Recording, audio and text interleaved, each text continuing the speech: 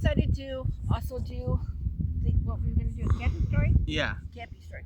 Okay, so I was going to tell you about a camping trip that we went on, the whole family. Anyway, so we decided to. The whole story starts out like this. We didn't have any power could be turned our power off, so we decided they were going to turn it on Monday morning. But we had the whole weekend, so we decided we were going to go camping. Well, we decided to go camping in Idaho Springs. This campground that we knew about was just a empty lot, no electric or whatever.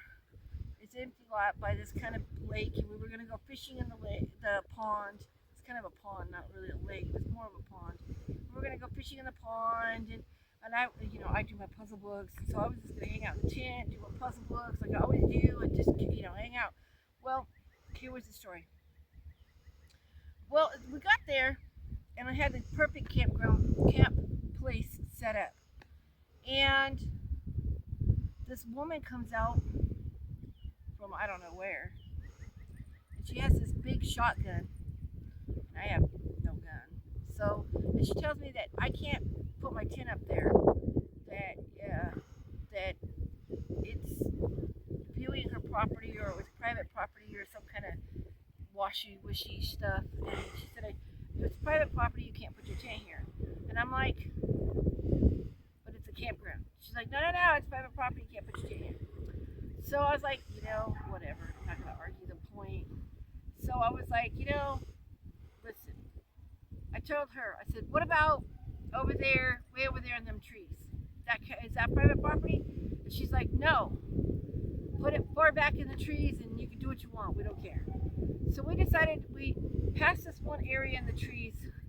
We found a little spot that was clearing, surrounded by trees, completely engulfed in trees, but it was just a little tiny spot, but big enough for our tent.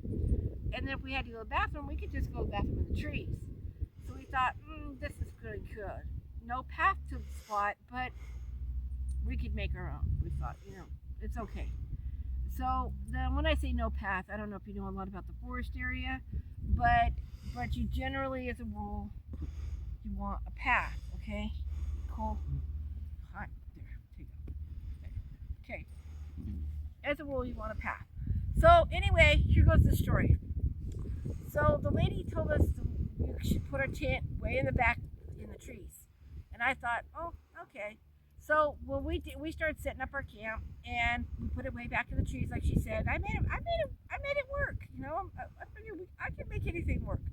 So I made it work, and then new people came to the area because we got there earlier that morning.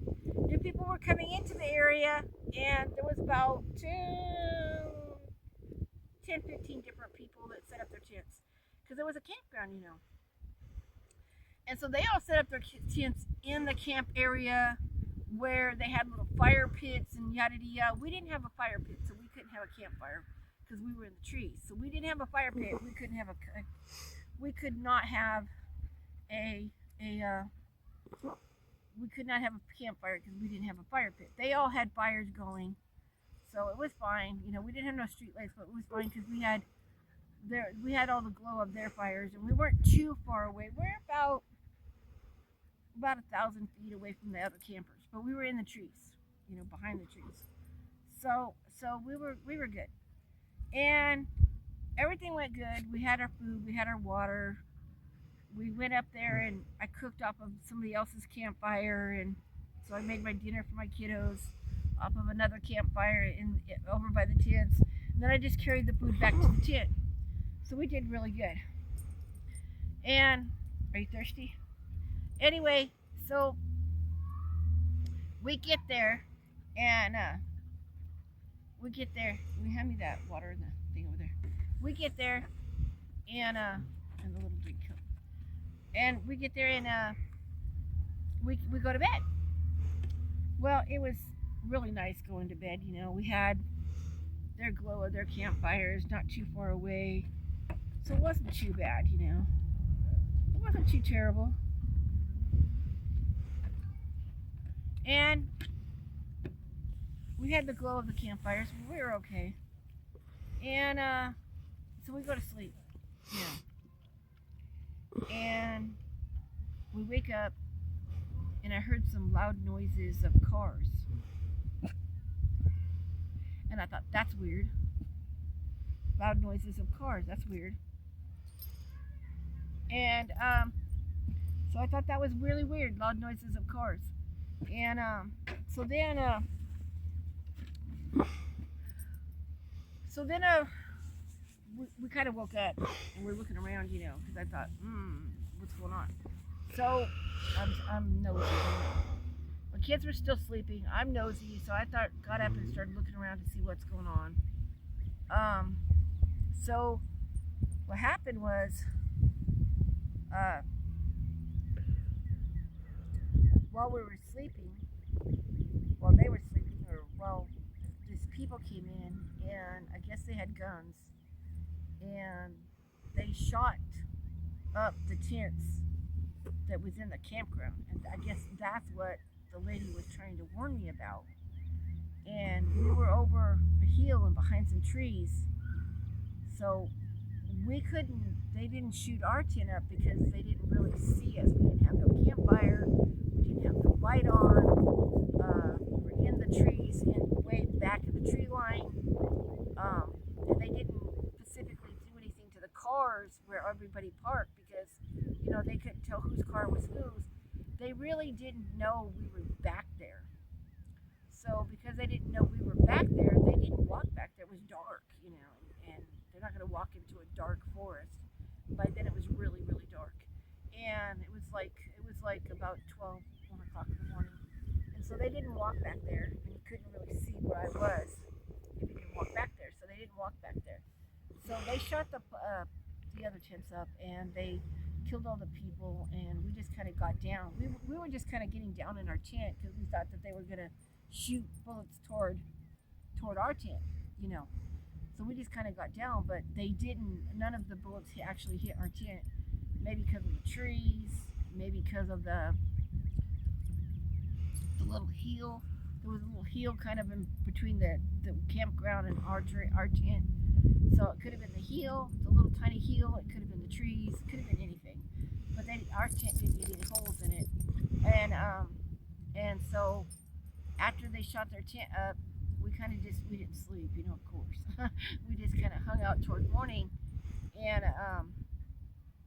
I was scared. We were kind of scared all night. We couldn't go back to the vehicle because we didn't know if they would, show up or come back or whatever. So we didn't want to give up our location until morning. And about 5 o'clock, this was before daylight, we saw blue and red lights, all kinds of blue and red lights. And then I knew when I saw the blue and red lights, I knew that was cops. And I said, so the cops are here. So then I knew someone had called the cops somewhere along the line. And we still didn't give up our location because I was like, I want to be sure it's the cops. I don't want to come out until I know for sure. Because anybody could have red and blue lights. So I didn't want to, until I could see what was going on, and really know for a fact there were cops over there. I didn't want to come out, so I didn't come out. The next morning, I got a call saying that something really bad happened at my house. We weren't getting good phone reception, and I guess there was a shooting at our house, and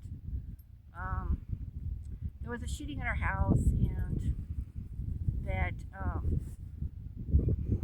I guess there was a dead body at our house too that night. That something to do with the neighbor, and Carlos, a friend of ours, had shot this guy, and he shot him first, and then he shot back. Da da da. But anyway, the dead body ended up in our yard. There was bullets in our house at home too, so it was like we would have got shot at. We would have got shot at regardless if we were home or not. However, there was one bullet that went all the way through my kids' bedroom, and that bullet would have actually probably killed my kids had we been home. Who knows? Our animals stayed safe; they never got hurt. And the animals we had with us at the campground never got hurt, and we never got hurt. But again, the bad backstory of this is I have no idea who killed all those people. I don't know. I never come out. I was chicken. Okay, never came out. Don't know who killed all those people. I only know that about the lady and the gun, and I know where she was sitting, and I know which path she walked from. And I told the cops about all that. You know, which I seen this lady with a big rifle, and then it was a 12 gauge, and from where she sat on the rock, I told them, and I told them where she came from, what path, and all this. But they went down that path. They saw no lady with a gun, and we never did see the lady with the gun again.